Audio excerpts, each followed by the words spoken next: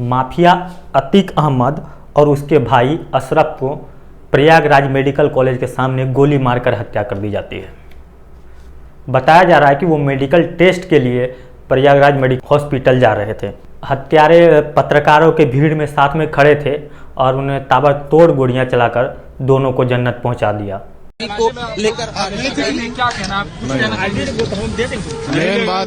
Main बात यह है कि गुड्डू मुस्लिम, मतलब हत्या में कुल 3 लोग शामिल थे और ताबड़तोड़ फायरिंग की गई। दोनों भाइयों के ऊपर सर पर सीधी गोली मारी गई, जिसके कारण अतीक अहमद और उसका भाई दोनों जन्नत पहुंच गए। अभी कुछ दिन पहले की बात है, बेटा अभी जन्नत के रास्ते में था ही, जन्नत की ओर जा ही रहा था, पीछे से पापा भी जन्नत की ओर चले गए। अब्बू जन्नत चले गए। इसी के साथ यूपी में माफिया राज का अंत हो गया है। ऐसा तो यही कहा जा रहा है कि अब यूपी में कोई माफिया बनने से पहले 1000 बार सोचेगा कि यूपी में माफिया बनना है या नहीं बनना है। हालांकि पुलिस ने तीनों हत्यारों को अपने गिरफ्त में ले लिया है और लोग सवाल खड़े कर रहे हैं कि इतनी पुलिस सुरक्षा के बीच कैसे अतीक अहमद और उसके भाई अशरफ की हत्या कर दी गई। तो लोगों की जानकारी के लिए मैं बता दूं, जैसे उमेश पाल की हत्या पुलिस वालों के 2 गनरमैन के बीच में कर दी गई और गनरमैन को भी मार दिया गया, सेम उसी तरह से अतीक अहमद और उसके भाई की हत्या कर दी गई। जिस तरह से वहाँ हत्या हुई थी, सेम प्रोसीजर यहाँ पर आया और उसकी हत्या कर दी गई। अभी तक ये नहीं पता चला है कि हत्या क्यों की गई है। अब पुलिस उनसे पूछताछ करेगी और पता करेगी कि आखिर हत्या किस वजह से की गई है। हालांकि पूरे यूपी में जश्न का माहौल है, लोग पटाखे फोड़ फोड़ के इसको सेलिब्रेट कर रहे हैं। मोदी जिंदाबाद, जिंदाबाद, जिंदाबाद, योगी मोदी जिंदाबाद, जिंदाबाद, जिंदाबाद, जय श्री राम, जय श्री राम, जय श्री राम,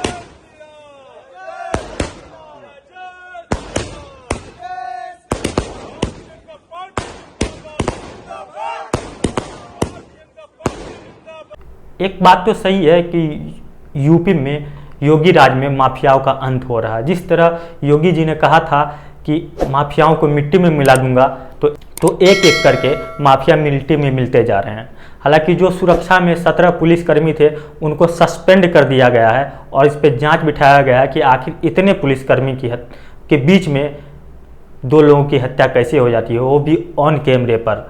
जो कल तक पुलिस वालों को ही धमकी लगा रहा था कि छूटने दीजिए, तब मैं आपको बताऊंगा गद्दी किसे कहते हैं, गद्दी का पावर क्या होता है। आज देखिए वो खुद अल्लाह को प्यारा हो गया। और इस बात पर रोने का भी कोई मतलब नहीं है। जो लोग रो रहे हैं उन्हें मैं बता दूं कि अल्लाह की मर्जी के बिना यहाँ पर एक पत्ता नहीं हिलता है, ऐसा जानते होंगे आप लोग। तो ये भी शायद उन्हीं की मर्जी होगी, क्योंकि जब वो नहीं चाहेंगे तो अतीक अहमद को अब अपने पास कैसे बुलाएंगे। अब बताया जा रहा है कि 2 भाइयों के मरने के बाद 144 हुरे को अब जॉब मिल गई है। मतलब अब ये दोनों भाई ऊपर जाएंगे तो 144 जो हुरे होंगी वो इनकी सेवा में लग जाएंगी। तो ये अच्छी बात है, अल्लाह की मर्जी है, तो इसमें आप और हम क्या कर सकते हैं। अभी बेटा सही से जन्नत भी नहीं पहुंचा था, कल उसके कब्र पर मिट्टी डाली ही गई थी, अभी निकलने ही वाला था जन्नत, थोड़ी दूर थोड़ी ऊपर गया होगा, फिर देखो अरे पापा भी आ गए, अब्बू भी आ गए। इतनी जल्दी क्या थी अब्बू? जब जाना था तो पहले सीरियल बच जाते, पहले अब्बू जाते उसके बाद बेटा। लेकिन इस मामले में बिल्कुल उल्टा ही हो गया, पहले बेटे चले गए फिर अब्बू आ रहे हैं। लेकिन कोई बात नहीं, दोनों का मिलन हो जाएगा वहाँ पर, और जो इन्हें स्वागत किया जाएगा हुरों के द्वारा वो तो काबिल तारीफ होगी। लोगों को खुश होना चाहिए और बिल्कुल सही कर रहे हैं जो लोग पटाखे फोड़ रहे हैं इस बात के लिए कि चलो ठीक है, पटाखे भी फोड़ना चाहिए ताकि उन्हें हुरों से मिलवाया गया और अल्लाह की मर्जी के बिना यहाँ पत्ता नहीं हिलता, तो अतीक और अशरफ की मौत कैसे हो सकती है। शायद अल्लाह चाहता था कि वो दोनों अच्छे लोग हैं तो उनके पास बुला लिया जाए, तो अल्लाह ने बुलावा भेजा, अतीक और अशरफ दोनों अल्लाह के पास पहुँच गए। तो इसमें इतना शोर शराबा मचाने की कोई ज़रूरत नहीं है। उमेश पाल हत्याकांड पर जब इतना शोर शराबा नहीं हुआ था तो अतीक अहमद और उसके बेटे और उसके भाई की हत्या पर इतना शोर शराबा क्यों? आखिर पुलिस उन 3 लोगों से पूछताछ कर रही है जो इसमें पकड़े गए हैं, और पता चलेगा, निकल के आएगा उन्होंने क्यों, कोई रिवेंज का मामला था या कुछ था, निकल के आएगा, पुलिस बताएगी क्यों हुआ। और उनके नाम मीडिया बाहर कर रही है। लवलेश, सनी और अरुण तीनों ने मिलकर ताबड़तोड़ गोलियों की बरसात कर दी अतीक अहमद उसके भाई के ऊपर, और वो दोनों वहीं पे घटनास्थल पे ही निपट गए। कुछ लोगों का कहना है कि यूपी में अब तो कानून व्यवस्था नाम की कोई चीज़ नहीं रही। बात मुझे भी थोड़ी सी गड़बड़ लग रही है। कानून व्यवस्था होनी चाहिए यूपी में। और मान लीजिए अगर एक अपराधी मारा जाता है तो ये तो अच्छी बात है ना। कानून अगर जो अपना काम नहीं कर सकते क्योंकि उसके हाथ बंधे हुए हैं, कोई एक दूसरा आदमी कर देता है तो अच्छी बात है। और उसे पुलिस ने पकड़ लिया, अब पकड़ने के बाद उससे जानकारी तो प्राप्त होगी उसने क्यों मारा, ये तो बाद का मैटर है। लेकिन कानून व्यवस्था पर जरूर सवाल खड़े होते हैं कि आप माफिया को सुरक्षा नहीं दे सकते, जो कल तक यूपी में कितने लोगों का घर उजाड़ चुका था, कितनी माओ बहनों को विधवा कर चुका था, कितने माँ बाप के बेटों से, भाई को भाइयों से अलग कर चुका था। आज उसका अंत हो गया। आपने कभी नहीं सुना होगा कि माता कुमाता हो सकती है। आपने सुना होगा कि पिता कुपिता हो सकता है, लेकिन माता कुमाता नहीं हो सकती। अतीक अहमद के बेटे असद का एनकाउंटर कर दिया जाता है यूपी के पुलिस के द्वारा, स्पेशल टास्क फोर्स के द्वारा। उसके बाद लोगों को लगता है कि उसकी मां शाइस्ता परवीन अपने बेटे को अंतिम विदाई देने आएगी। लेकिन आप यहाँ पर लाइव एग्जाम्पल देख सकते हैं कि अतीक अहमद की पत्नी शाइस्ता परवीन अपने बेटे को अंतिम विदाई भी देने नहीं आई। इससे पता चलता है कि योगी राज का खौफ किस तरह है वहाँ पर, और जो गुंडे हैं वो किस तरह से बिल में दुबक गए हैं।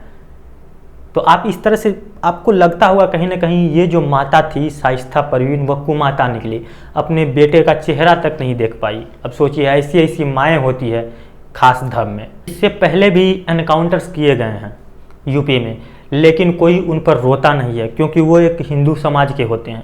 ज़्यादातर एनकाउंटर जो भी हिंदू माफिया वाफिया थे उस टाइप का किया गया, लेकिन उस पर इस तरह की न्यूज नहीं बनती है क्योंकि वो हिंदू समाज थे। तो कोई हिंदू जब माफिया मरता है या कुछ मरता है, एनकाउंटर किए जाते हैं गलत लोगों के जो लोगों को हार्म करते हैं, तो उसके लिए कोई हिंदू नहीं रोता। लेकिन जब एक मुस्लिम मरता है तो उसकी जाति के सारे लोग रोने लगते हैं कि हाय हाय ये क्या हो गया, हाय हाय हाय हाय, इस तरह की चीज़ें होने लगती है।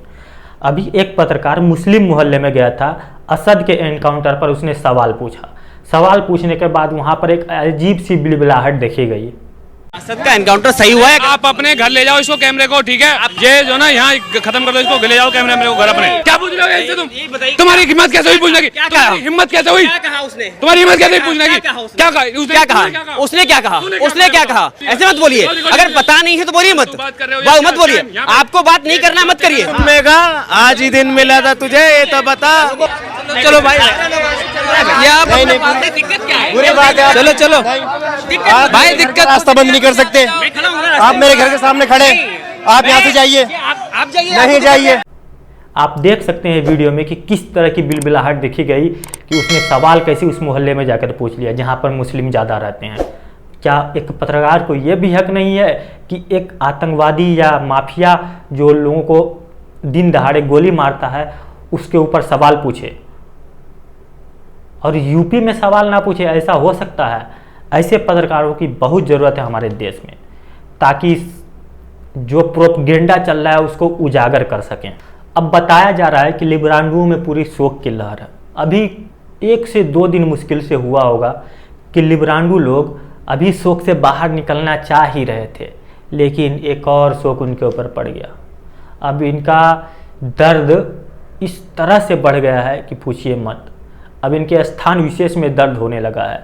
अब लोग बता रहे हैं कि अदालतों को बंद कर देना चाहिए, का सारा ठेका योगी महाराज को दे देना चाहिए। वो ऑन द स्पॉट अपना फैसला सुनाएंगे और जो जिस जैसा कर्म किया होगा उसके अनुसार सजा देंगे। लिब्रांडुओं का रोना जारी रहेगा, लेकिन आपको कोई ज़रूरत नहीं है इस चीज़ों को देखने के लिए। आप अपने मस्ती में जिए और हंसिए। जिस तरह किसी हिंदू के मारे जाने पर लोग हंसते हैं, उसी तरह आप भी हंसिए। अगर लोग मारे जाने पर हंसते हैं, हिंदू को मारे जाने पर, आपका भी हक बनता है हंसिए। एक समाज के तौर पर देखेंगे तो आपको नहीं हंसना चाहिए, लेकिन जब एक गैंगस्टर मारा जाता है जो कई लोगों का कातिल है, तब आपको ज़रूर खुश होना चाहिए, क्योंकि बुरे लोग का अंत हमेशा बुरा होता है। आपने देख लिया, चाहे आप एक टाइम में कितने भी पावरफुल रहे हों, लेकिन जैसे वक्त करवट लेता है उसके बाद आपकी क्या हालत हो जाती है ये किसी से छुपी नहीं है। लिब्रांडुओं में अजब का शोक देखा जा रहा है। अलग अलग लिब्रांडु अपने भाव प्रकट कर रहे हैं। कुछ लोग तो इसका इल्ज़ाम योगी के ऊपर भी दे रहे हैं कि योगी ने एनकाउंटर करवा दिया। योगी ने तो अतीक के बेटे का एनकाउंटर करवाया था, अतीक अहमद का नहीं। लेकिन क्या करें, जो खुदा की मर्जी के बिना जब कुछ नहीं होता तो योगी ने ये तो किया नहीं है, बिल्कुल भी नहीं। और जांच के तो आदेश दे दिए गए हैं, तो उसके बाद तो पता चलेगा कि क्या चीज़ें हैं, कहाँ से है, सब बाहर निकल कर आएगा। हिंदू धर्म में कहा गया है कि आप जो भी करते हैं, जो भी आप कर्म करेंगे, उसका फल इसी जन्म में भुगतना पड़ेगा। मतलब आपने जो किया यहीं पर भुगतना पड़ेगा आपको, और यहीं से भुगत कर जाना पड़ेगा। तो शायद ये वही है जो अतीक अहमद ने रोपा था, वही अतीक अहमद ने काटा। जिस तरह वो लोगों को घर उजाड़ता, उसने कितनी प्रॉपर्टी बना ली लोगों के घर पे कब्जा कर करके, तो आपको उन सब चीज़ों का हिसाब देना होता है कहीं ना कहीं। कुछ लोगों के लिए भले ही ऊपर जाके हिसाब देना होता है, लेकिन हमारे धर्म में ऐसा नहीं है। बताया गया है कि आपको यहीं पर हिसाब देकर जाना पड़ेगा, और उनका हिसाब यहीं पर हो गया है। अब लिब्रांडो सो नहीं पाएंगे पूरी रात कि कैसे हो गया ये सब। वो लोग अभी दूसरे एक दर्द से बाहर निकलने की चाह ही रहे थे कि दूसरा दर्द आ जाता है। कौन है ये लोग, कहाँ से आते हैं, जो इतना रोने के बाद भी इनकी नहीं सुनी जा रही है। आखिर पंचर पुत्रों के साथ क्या यही होना चाहिए? एक समाज के तौर पर हम कहाँ हैं? क्या योगी राज में इसी तरह माफियाओं का इनकाउंटर होता रहेगा? कोई भी आएगा जो माफिया है, जो पुलिस को धमका रहा था कल तक कि नहीं नहीं हम तुम्हें देख लेंगे, गद्दी क्या होती है, पावर क्या होती है, हम बताएंगे, आज वो ज़मीन पर पड़ा हुआ है और मीडिया उसे पूरा कवरेज दे रही है कि देखिए किस तरह कैमरे के सामने उसे गोली मार दी गई। चलिए जो हुआ अच्छा हुआ, और ये होना भी चाहिए। क्या ज़रूरत है उन लोगों के जैसे लोगों को बिठा कर खिलाने की? आपने देखा था अजमल कसाब को 4 साल तक बिठा के स्पेशल ट्रीटमेंट दिया गया। मतलब जो फरमाइशी खाना खाता था, आराम से रहता था पूरी सुरक्षा के बीच, जहाँ परिंदा तक पर नहीं मार सकता था, लेकिन उससे क्या मिला भारतीय सरकार को? कुछ नहीं। तो इससे भी कुछ हासिल होने वाला नहीं था। ऐसे भी बूढ़ा होकर इसे मरना ही था। जेल में रहता, आजीवन उम्र कैद की सज़ा सुनाई गई थी, तो जेल में रहता, मर जाता। उससे अच्छा हुआ कि भाई साहब एक झटके में निपट लिए। और जिन लोगों ने किया है ये काम, तो शायद उनके लिए तो अच्छा ही होगा, उन्होंने कुछ सोच समझ कर ये किया होगा, लेकिन हमें भी अच्छा लग रहा है कि ये होना बहुत ज़रूरी था। बाकी आप क्या सोचते हैं इस मुद्दे पर? अगर आपकी कोई राय या कोई विचार है तो आप कमेंट के जरिए हमें बता सकते हैं। अगर ये वीडियो आपको पसंद आया तो वीडियो को लाइक कीजिए, अपने दोस्तों के साथ शेयर कीजिए। अगर आप हमारे चैनल पर नए हैं तो चैनल को सब्सक्राइब कर लीजिए और बेल आइकन दबा लीजिए, ताकि हमारी हर वीडियो को नोटिफिकेशन सबसे पहले आपको मिले। ये वीडियो देखने के लिए आपका बहुत बहुत धन्यवाद। मिलते हैं किसी अन्य वीडियो में, तब तक के लिए जय हिंद।